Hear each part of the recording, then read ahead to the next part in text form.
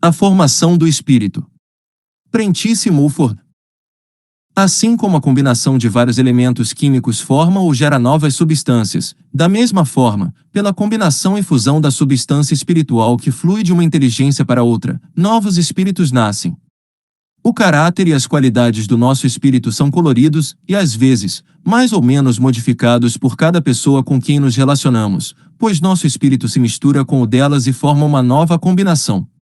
Tornamo-nos, em certa medida, diferentes, dependendo se passamos uma hora conversando com fulano ou se temos uma conversa mais íntima com cicrano, porque sua natureza ou suas qualidades espirituais se combinaram com as nossas e as modificaram. Se tivermos contato frequente com pessoas de baixo caráter e miseráveis, nosso espírito se misturará com os elementos espirituais delas, e mesmo que façamos esforços para melhorar e aspirar ao mais nobre, acabaremos sendo tão grosseiros e baixos quanto eles, pois a comunicação com os maus corrompe os bons. Se nos associarmos a espíritos refinados e puros, com aspirações nobres e elevadas, nosso espírito, resultado da combinação com seus elementos, também será puro e elevado, nobre e até poderoso. A associação com pessoas de baixa e impura moral faz com que nosso espírito perca todo o seu poder, e enfraquecer nossa inteligência enfraquece também nosso próprio corpo, tornando-nos incapazes de alcançar os resultados desejados nos assuntos terrenos. Se houver comunicação constante e mistura de elementos entre um espírito grande e generoso e outro espírito inferior, a energia do espírito superior pode ser completamente esgotada, usada apenas para repelir os ataques do espírito inferior. Todos os dias, milhares de almas delicadas adoecem fisicamente porque seus espíritos estão saturados com os elementos emitidos pelos espíritos mais baixos, mais vis e mais sombrios, com os quais muitas vezes vivem inconscientemente cercadas. Toda nova ideia ou elemento espiritual traz novas forças ao corpo na medida em que fluem da própria inteligência.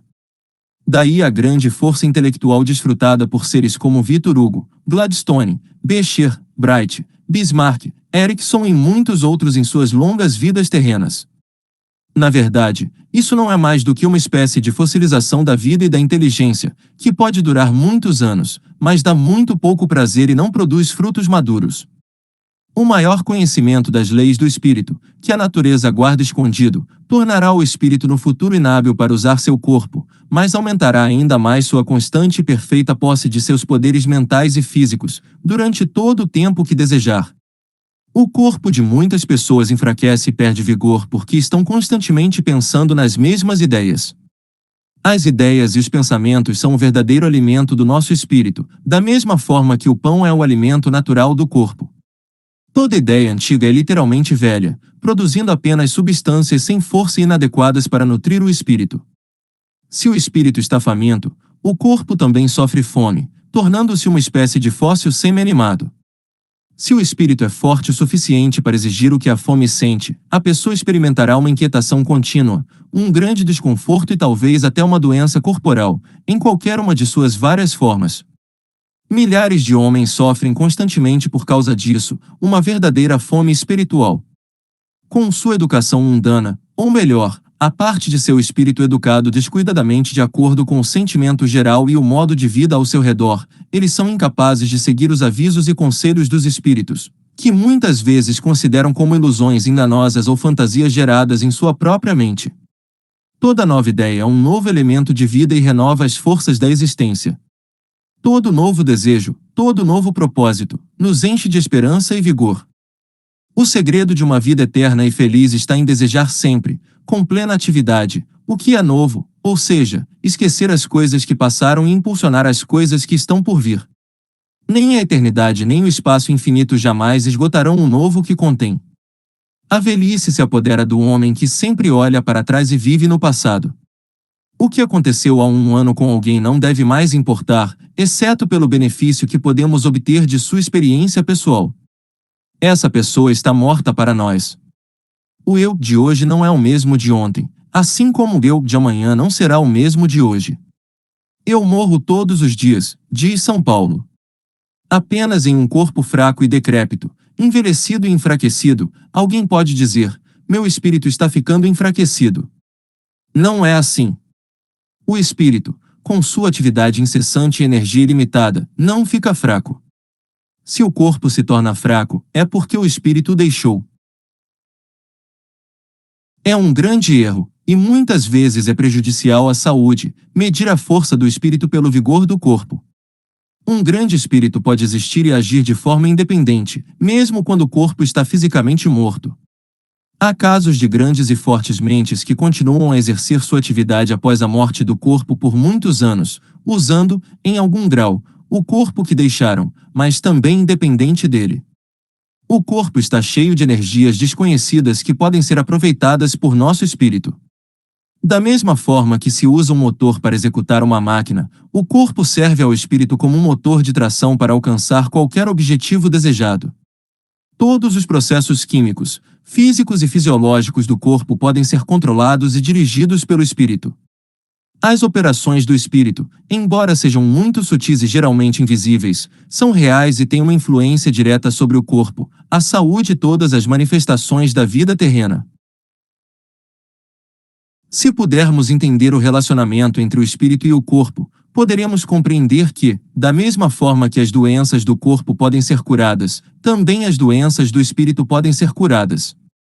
Se as operações do espírito estiverem equilibradas e harmonizadas com as leis da natureza, então as operações do corpo também estarão em harmonia com essas leis. Nosso espírito é a sede da consciência, da razão, do pensamento e da vontade. É a força propulsora por trás de todas as ações e realizações humanas. Portanto, é fundamental cuidar da saúde espiritual, pois isso afeta diretamente nossa vida física e mental. A formação do espírito ocorre através da interação com outros espíritos e com o ambiente ao nosso redor.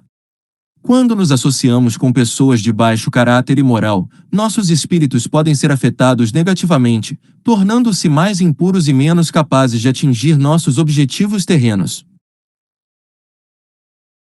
Por outro lado, quando nos associamos com espíritos refinados e nobres, nosso próprio espírito se eleva e se torna mais poderoso. A alimentação espiritual é tão importante quanto a alimentação física. Novas ideias e pensamentos são o alimento do espírito, e a busca constante por conhecimento e experiências enriquecedoras pode fortalecer nosso espírito e nosso corpo. No entanto, ficar preso a ideias antigas e pensamentos negativos pode enfraquecer nossa vitalidade espiritual e física. A busca constante pelo novo, pelo aprendizado e pelo crescimento espiritual é essencial para uma vida plena e saudável. O passado deve ser deixado para trás, e devemos olhar para o futuro com esperança e entusiasmo. O espírito é uma fonte inesgotável de energia e criatividade, e devemos aprender a usá-lo para alcançar nossos objetivos e viver uma vida feliz e eterna. Além disso, o espírito tem o poder de influenciar o corpo e a saúde. Quando o espírito está equilibrado e harmonizado com as leis da natureza, o corpo também estará em harmonia e desfrutará de boa saúde. Portanto, cuidar da saúde espiritual é fundamental para manter o bem-estar físico e mental. Em resumo, a formação do espírito é um processo contínuo que envolve a interação com outros espíritos, a busca constante pelo novo e o cuidado com a saúde espiritual. Nosso espírito é uma fonte de energia e criatividade, e quando cultivado adequadamente, pode nos guiar em direção a uma vida plena e feliz.